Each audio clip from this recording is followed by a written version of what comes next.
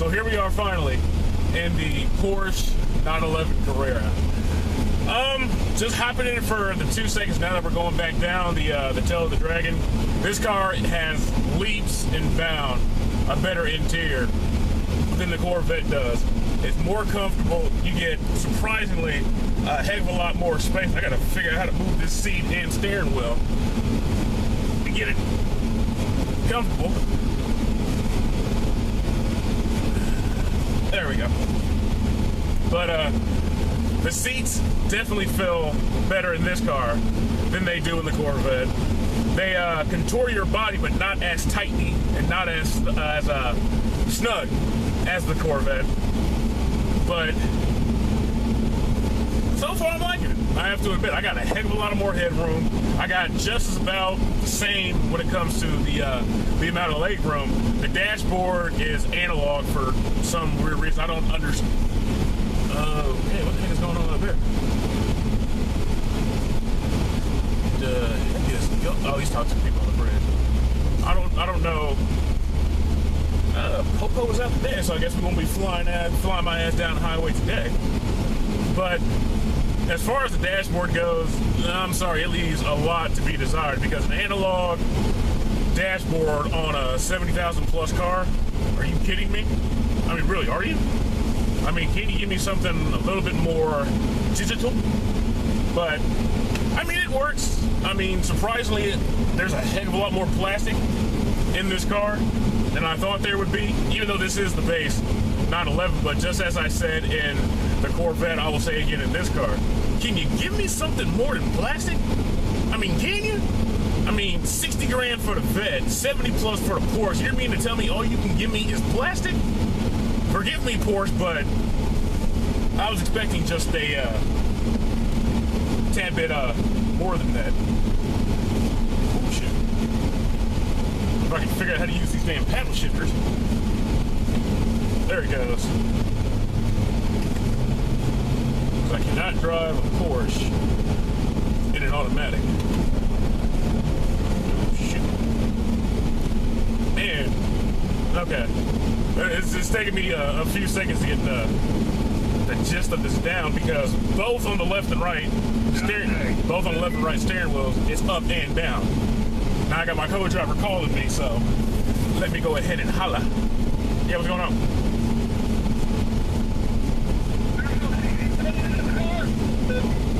Nope, you gotta use your Bluetooth. See, that was my co-driver complaining that the Corvette does not have a CD player.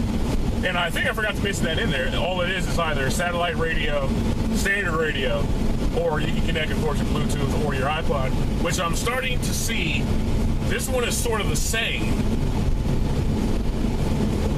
But we got a CD player in here. We got the USB hookup. I haven't had the time to put in my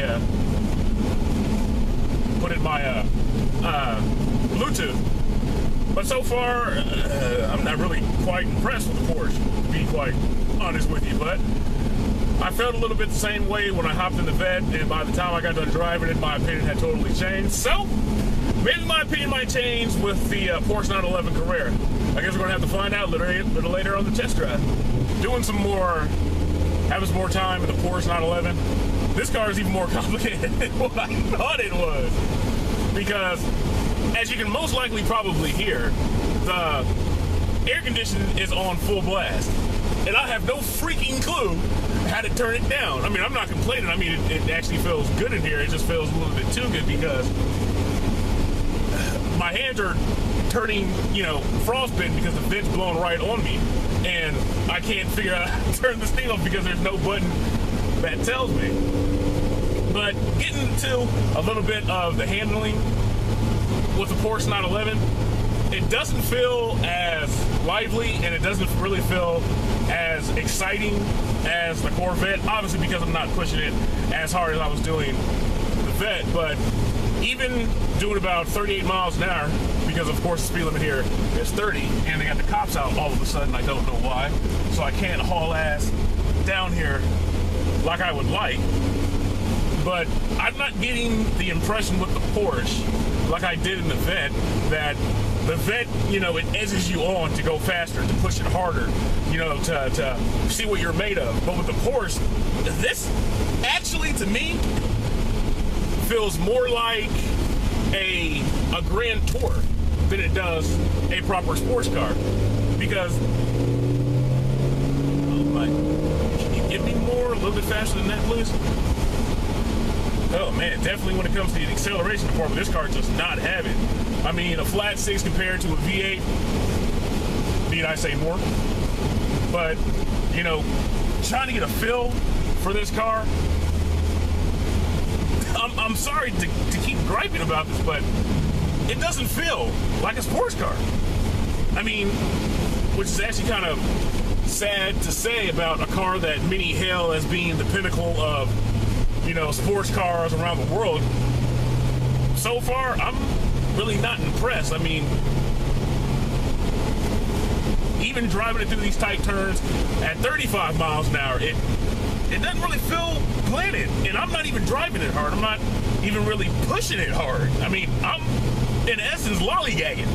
I mean, best believe me, I would love to stick my foot in this car and to see what it's like I did with the Vet coming up the tail of the dragon. But unfortunately, since we got Popo on the Lobo trying to, you know, slow us down and to keep us drivers from having a good time, because I don't understand why, but hey, maybe I might just be better using the freaking gear shift than using these damn paddle shifts. I don't know what Porsche was thinking when they did that, because both sides of the paddle shifters, they both go up and down. I mean, usually left is to bring it down.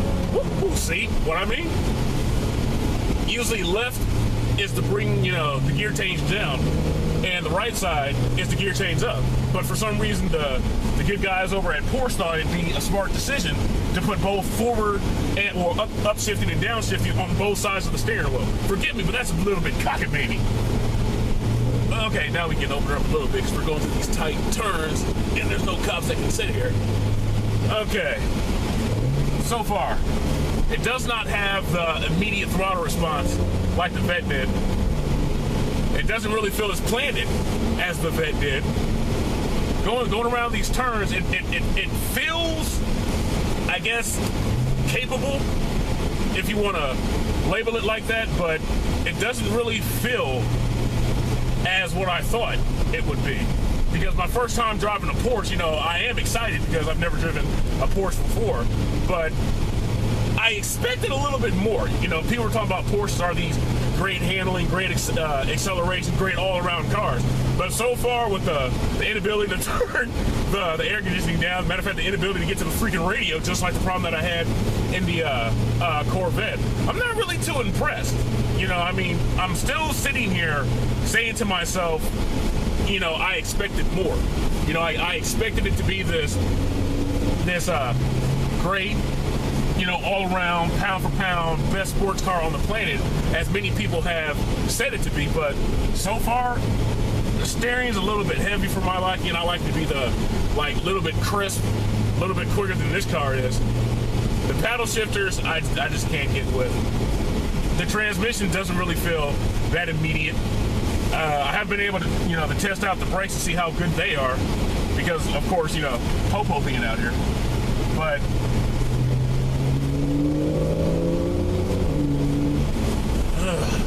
man, I'm sorry, but this car feels slow. It really does. Compared to the Vet, I mean, just for the power, the acceleration, and the really good handling that the Corvette has, so far I would definitely take the Vet over the 911, because this car so far is not what I thought it would be.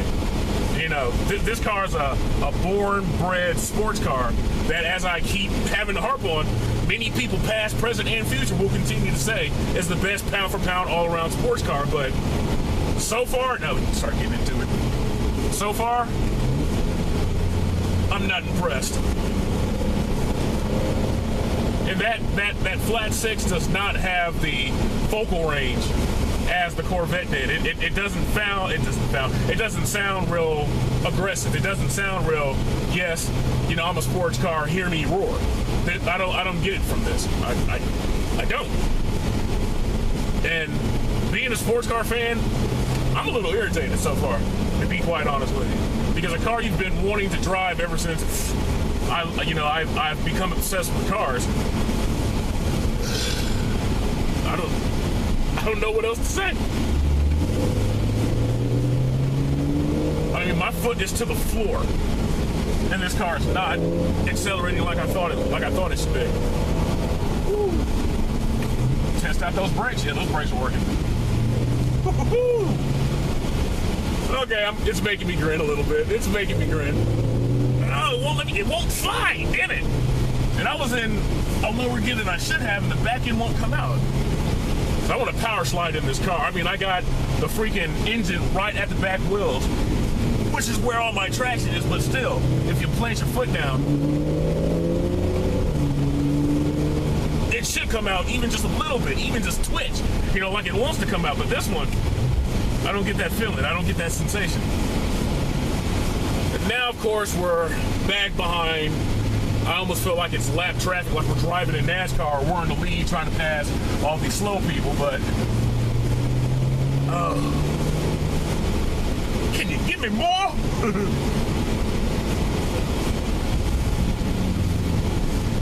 Come out, come out, come out. Still won't come out. Damn, I want to power slide like really, really, really, really bad, but it won't come out. Because I know on that Vette, just with the amount of torque that it has, it will come out. And I like that, but this one, I know this will sound bad. It feels too planted. It feels too secure. You know, I like a tail-happy car. You know, I'm sure you can tell that from the Mustang, the Camaro, and when I was driving the Vette. But this car is not tail-happy. You know, even though, like I said, the engine's all the way at the back, which provides even more traction. But still, I mean, they could have made it just a tad bit more lively so I can get that sensation of the tail wanting to come out when I give it too much throttle when I'm going through a turn, like right here. Okay, see if it'll come out. Nope. And I'm hard on the gas. And it won't come out. That's a downgrade in my book. You know, this car is definitely not as lively as the Vette. It's definitely not as wild as the Vette. You know, this car so far, if I think a word that comes to my mind, it's tame. You know, it's coy. It's no, I don't want to go fast, you know, just take me easily through the turns. Let's just cruise. I don't want to cruise. I'm in a freaking $80,000 sports car. I want to be a little crazy. Come out, please come out. And it won't. And I took that so freaking wide, and I'm getting a little irritated, if you can't already tell. Okay, let's try it again. Nope. Okay, you know what? I'm gonna see if I can downshift into first and get that burst of torque. There it goes. Here we go. Come out, come out, come out. Nope.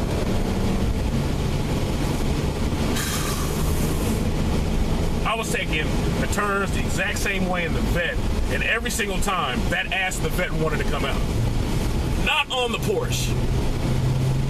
Oh my goodness, this car is too timid for my liking.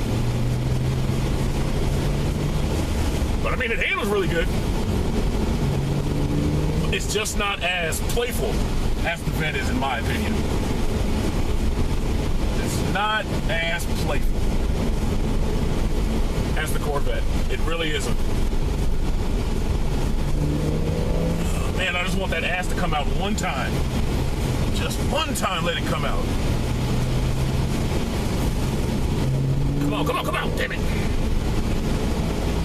Maybe if I give it a little, as they say, Scandinavian flip, maybe I can be able to slide through one of these corners. Well, give me one so I can see where the opposing traffic's coming from. If I knew this road better.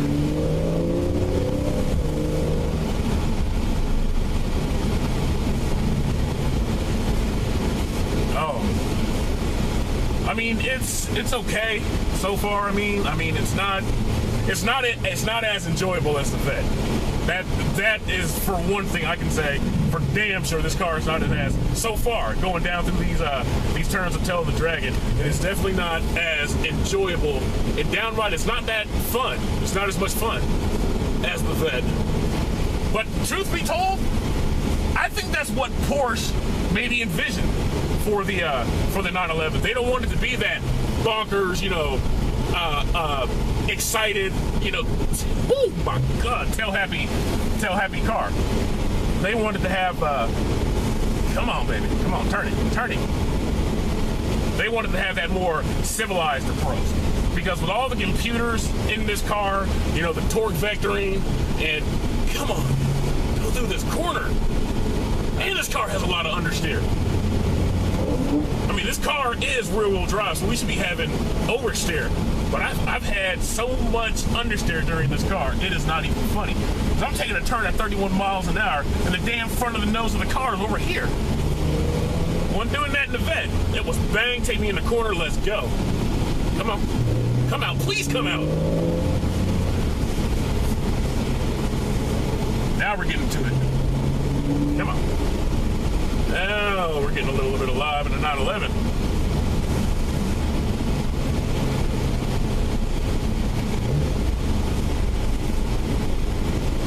Oh, come on.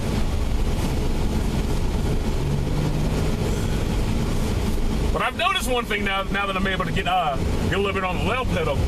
The faster you go, it seems like the better the car handles. It's not, I think so far, my impression is it's not made for slow speeds.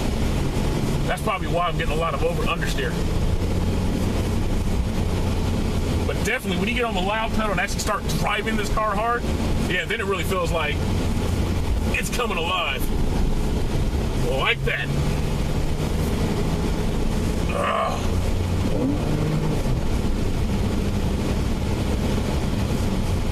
And another thing I noticed about that flat six, only in the higher revelations, in the higher RPMs, does it really come alive. Because when you're under, where am I at? Under 3,000, I can barely hear it. Get on it. Yeah. They come alive.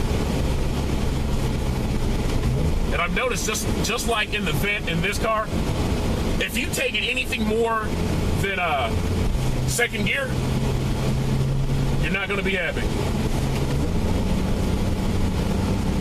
Some else just keep it in second. And never mind, we'll switch it up. Oh, we got more slower traffic. See, I think I should probably come back up here, you know, right at the crack of dawn, right when the sun comes up, so I can unleash this beast. Here we go, tight turn. Let's see if I get some more understeer. Flipper down. Whoa, more understeer, my goodness. A little nervous there. Oh, it's a little nervous there. Oh my goodness. Felt a little nervous. And surprisingly, I never got the nervous feeling when I was in the Vette. But this one, oh hell yeah, I'm a hell of a lot more nervous. And my heart is pounding. And if the air conditioner wasn't on full blast, I'm pretty sure I would be sweating. More popo. What you want, popo?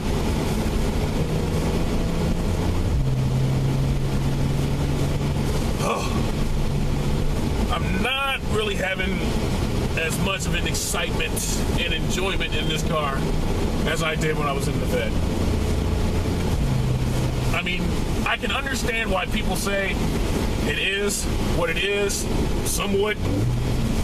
But for my personality, for my liking, so far, I'm taking the Vette because it's more exciting, it's more lively. You can have a hell of a lot more fun with it.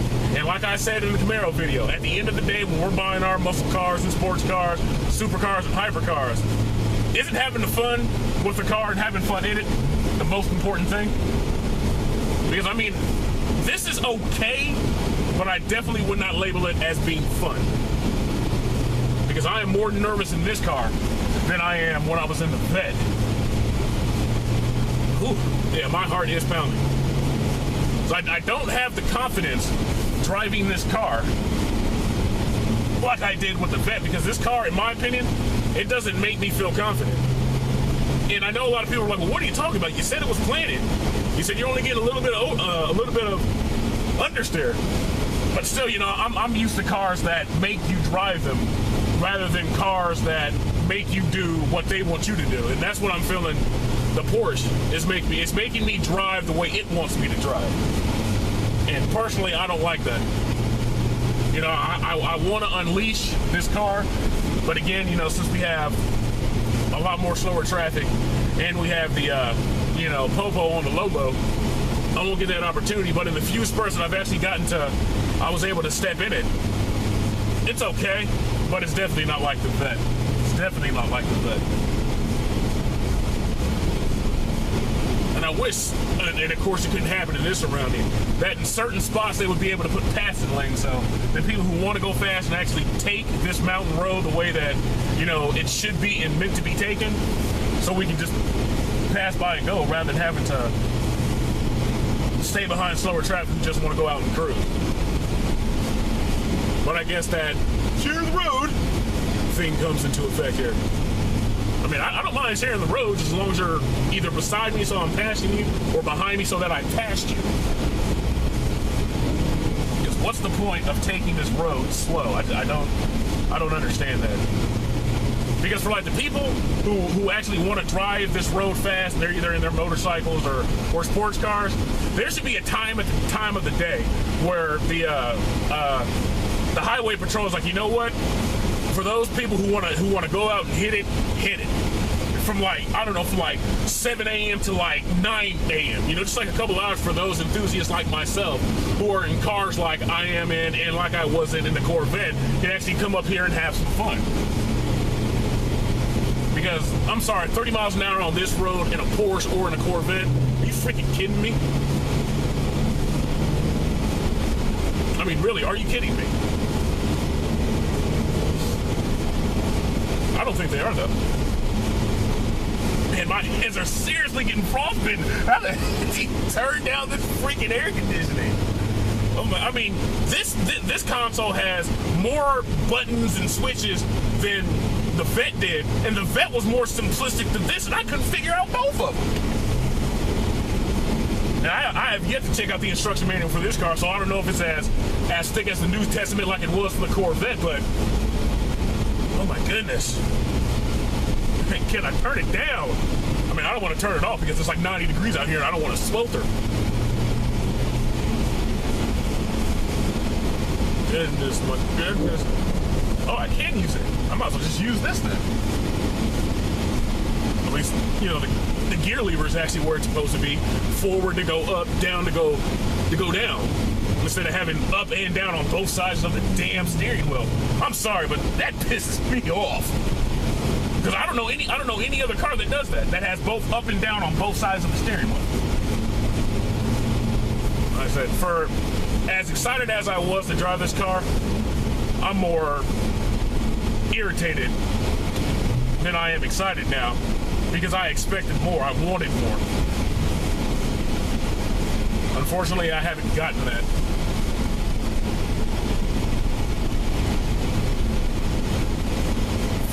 I have not gotten that.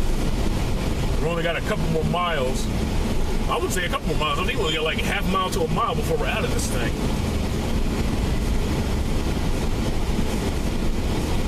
I said, why did Popo have to come out and ruin my day? I mean, I took that Vette as hard as I could take it with my ability up this mountain, and oh my goodness, I was enjoying it. Because that's one thing I love about that Corvette. I mean, that is absolutely one thing I love about the Corvette.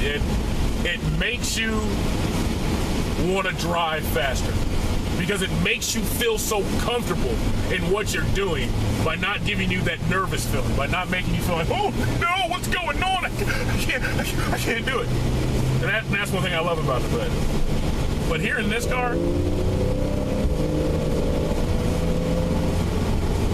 I don't get that same sensation. I really don't. Because this car, to me, like I said before, and I hate to keep griping about it, it feels too timid. It feels too civilized. You know, if the Vette is the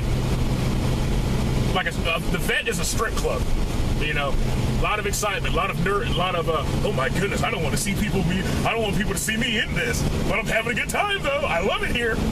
Whereas the Porsche is like going to a black suit and tie engagement where everybody's, hi, my name is Bill. I have a $2 million portfolio. I drive a Bentley Continental. I have a $2 million home, and I have property in Barbados. That's what the Porsche feels like to me. It feels too civilized. It feels too, oh, look at me, look at what I can afford. Rather as the Porsche is like, I don't give a damn. You know, let's go out and have some fun.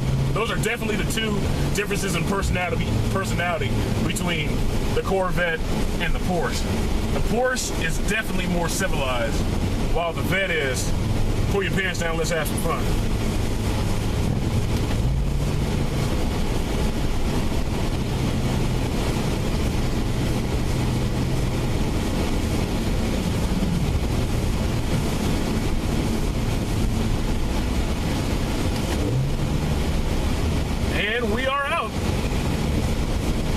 I can't say I had the most bestest of time, you know, coming out with the Porsche 911. I mean, it was okay. I mean, it really was. I mean, the only point I was really complaining about is that I really couldn't get into it like I was, and the few times that I did, I wasn't really too impressed because for a car with so much torque, I mean, not so much torque, so much traction from the back wheels because of where the engine was placed, I have seen and experienced quite a lot of understeer, which is saying something for a rear-wheel drive car. Because understeer you normally get with front-wheel drive cars. It's always oversteer with rear wheel, but this car definitely has a lot of understeer. And one of the things that I extremely didn't like is I couldn't get the ass out.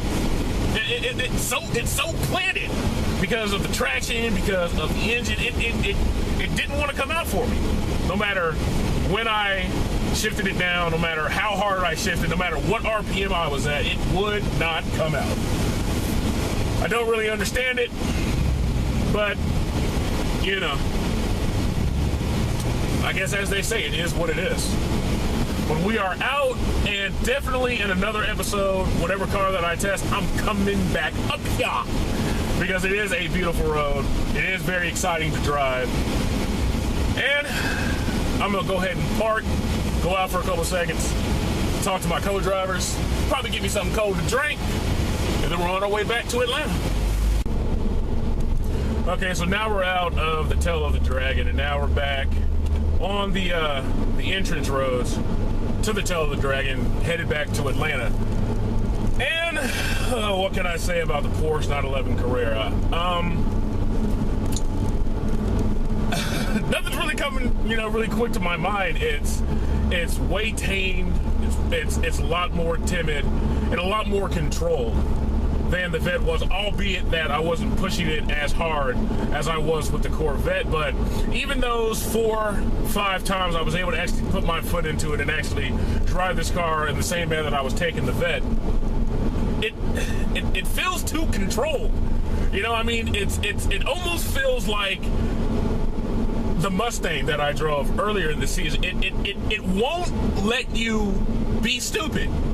It may give you a little hint. It may give you a little taste of it, but it will never give you the full meal. It'll only let you take it to a certain point before all the torque vectoring and suspension management and all the computers kick in and say, okay, you're doing something more than probably your skill can handle. I'm going to save you. Why? I mean, I don't really particularly enjoy that. I mean, that's what I love about the Vette, because the Vette don't care. It's like, if you want to be stupid, go ahead. Put on your Looney Tunes hat, let's go have some fun together. But this car, it's like I said, it's more business than it is pleasure, in my opinion. That's the personality feel that I get with the Porsche 911. And doing some more looking and searching through the Porsche 911's interior, I found a major fault with the Porsche 911. And the best way I could break it down is this. If you're a movie fan like I am, and you're a Will Smith, Martin Lawrence fan like I am, what I'm about to say is going to come to your mind really quick. Because there was a movie entitled Bad Boys. Back in the early 90s, that came out with Will Smith and Martin Lawrence. Now, if you remember the beginning part of the movie, they were in fact in a Porsche, you know, and Will Smith was driving, Martin Lawrence was in the passenger seat, you know, grubbing on a burger, some fries, and had a drink. And I don't know, maybe 2-3 minutes into that little dialogue, Martin Lawrence does this. Hey man, where's your cup holders? Will Smith says, I don't have one. And Martin Lawrence was like, what do you mean you don't have one? $85,000 for this car, you ain't got no damn cup holder? And that's what I say about this car. $80,000 plus for this car. And me, when I'm drinking my Gatorade, I don't have no cup holder. I gotta ditch it in the back seat. I mean, I literally spent a good 3 or 4 or 5 minutes before I got back on the road trying to figure out where the cup holder was, only to figure out that I don't have one. What? I mean, as intelligent and as bright as the engineers are at Porsche, you would think that they would understand that when people drive a car, they might have to take it long distances. You know, they might have to take it longer than, I don't know, maybe 30, 40 miles, hell, even just to get to work. And they may want to take a nice cold beverage with them to the point where they don't have to give one of them cheap plastic cup holder things that you buy at like Walmart to stick on your dashboard of your glove compartment to hold your drink. I'm sorry. If I'm paying $80,000 plus for a sports car, give me some damn cup holders. And another fault with this car, you know, the interior's okay, but I'm sorry, it's too plain and Jane for me. But again, if I'm paying $80,000 for a Porsche 911, someone please explain this to me. Why do I have roll-up seats? Why don't I have automatic seats? Can somebody explain that to me? I'm sorry, but it just doesn't, it don't make no sense to me. But so far, this car has been more pain than pleasure. And hopefully, in the 2.5 hours that it takes me to get back to Atlanta, hopefully by the grace of God, that will change. Now, when it comes to the styling of the 2015 Porsche 911 Carrera, to be quite honest with you, I'm not really quite impressed, because when you look at the history of the 911, no car known to man ever produced has changed as fewer times in as few areas as the Porsche 911. Because ever since the Porsche 911 was introduced, they've basically all looked the same. They've maybe molded them and shaped them a little bit differently, put a little curves here, took little curves out there. But for the whole duration of the life of the Porsche 911 Carrera, they basically look the same. Because 10 years ago, you knew what the Porsche 911 was going to look like. 20 years ago, you knew what the Porsche 911 was going to look like. In 2025, you know what the Porsche 911 is going to look like. You know, I can understand it is an iconic shape. I understand that the flat six in the back of the car really kind of defines the shape of the car. But I know I was praising General Motors for not drastically changing the Vette and still paying homage to the general shape of the Corvette. But with the 911, I mean, I don't know any other way to describe it as just being plain. It's almost to be expected. Because like I said, we all know what future 911s are going to look like. They're going to look just like this. They might, like I said, take little curves out here, put little curves there, and maybe shave some height up, maybe do this, maybe do that, but they're generally going to look the same. You know, the best part of this car, in my opinion, is the rear end, simply because of the spoiler, or I'm not going to call it a whale tail, because it's not. I mean, whale tails haven't been with Porsches ever since, I say, like 1995, especially like I was talking about the Porsche and Bad Boys. That's a whale tail. That is nothing more, in my opinion, than just the automatic, you know, retract and extending spoiler, in my humble opinion. But the rears of Porsches, any Porsche, it doesn't matter if it's the Boxster, the Cayman, or the 911, they are always the most beautiful part of the 911. Because really, truth be told, the front part of basically almost every Porsche except for the Cayenne, they basically all look the same. I mean, I really can't tell what's a 911, what's a Cayman, what's a Cayenne, and what's a Boxster until I'm actually right up on the car. And me being a sports car fan, it just doesn't work for me. I mean, make a car that's different and stands out so when I see it, I know exactly what it is the moment I see it. Because with Porsche, I don't. You know, but the styling, it's okay. In my opinion, it's really quite dull and outdated and stale. But, I mean, it's still an attractive car. I will give it that. It's still an attractive car, but it really, really needs some improvement. Something to say that, okay, you know, we're still paying a little bit of homage to Porsches of old, but this is definitely the new age Porsche 911. And with the 2015 model, I'm sorry, I just don't get that feeling. So now that we're back in Atlanta, in the 2015 Porsche 911 Carrera, how can we sum up our time accurately in this car? Where should I begin?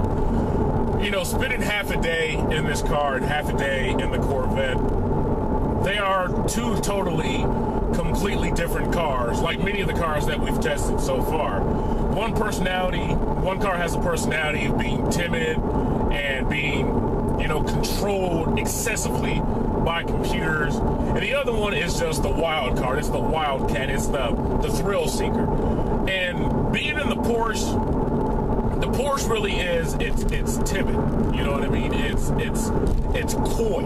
It's not the type of car that's going to give you the experience of, oh yeah, that was good. Oh yeah, I'm having fun on this, that, and the fourth, because I know being a driver, when I'm driving this car, and the few times I actually got to drive it really hard and unleash the beast that this car is, when we were at Tail of the Dragon, it didn't give me that sensation, you know, that fun sensation. It didn't give me that sensation of like, oh man, I want to come back here and do it again in this car. Because truth be told, I was more nervous driving this car down that road than I was in the Corvette.